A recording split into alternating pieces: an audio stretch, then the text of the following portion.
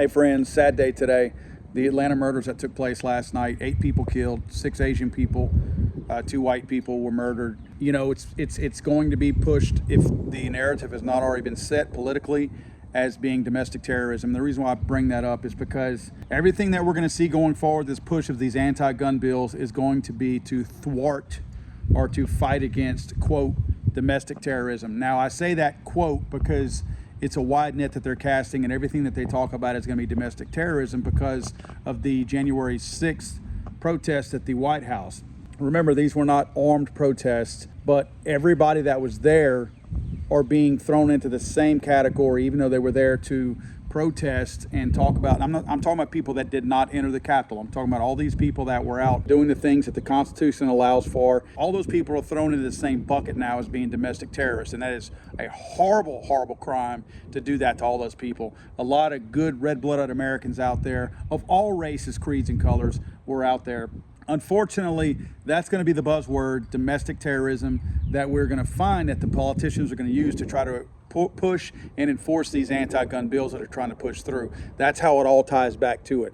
If you'll remember, Dianne Feinstein unpacked her same old tired anti-gun assault weapons ban bill last week. Same one she's been introducing every year. She tweaks it a little bit and puts it back out there.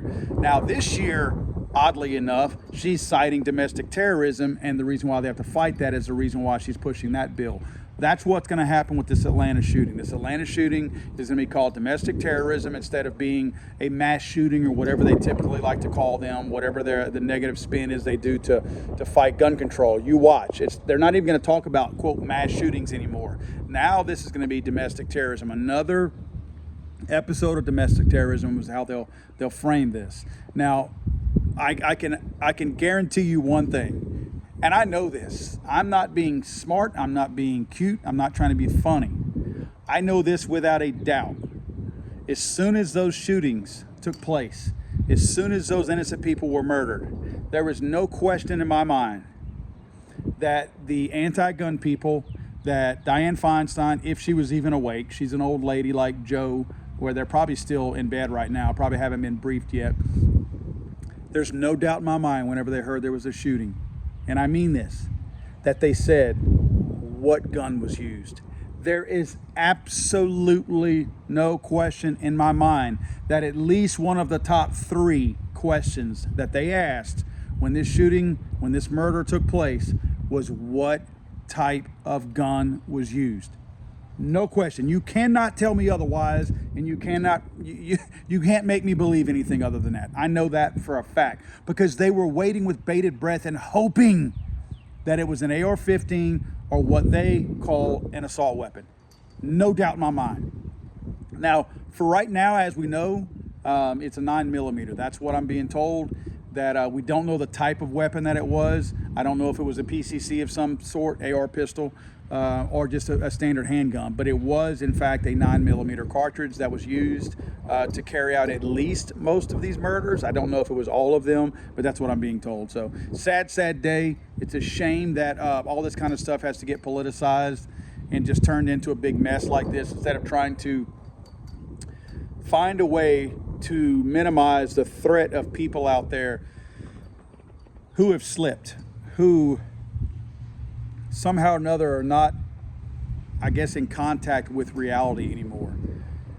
It's so easy to say that we have a gun epidemic. Barack Obama has already come out about that. Kamala Harris has already come out about that. They totally ignore the fact that the human mind's natural instinct is not to murder other people. They act like that's just a normal reaction that took place, and had there not been a gun around, that these murders would not have happened.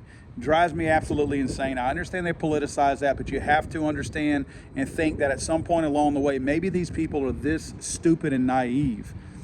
But as long as they're going to continue to focus on firearms as being the only problem, there is a root cause behind that made that mind get to that point where they felt like it was okay to take another life well before these people even thought about using a firearm to do that.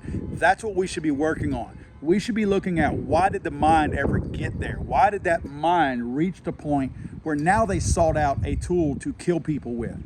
That's the real problem, not what they used. It's how they arrived at the point that they felt like they needed to take a life. And everybody's ignoring that. And what I mean by that, I shouldn't say that. That's not right to generalize like the left does. But the anti-gun movement, that's how they think. And it's wrong. That's backwards minded to be thinking like that.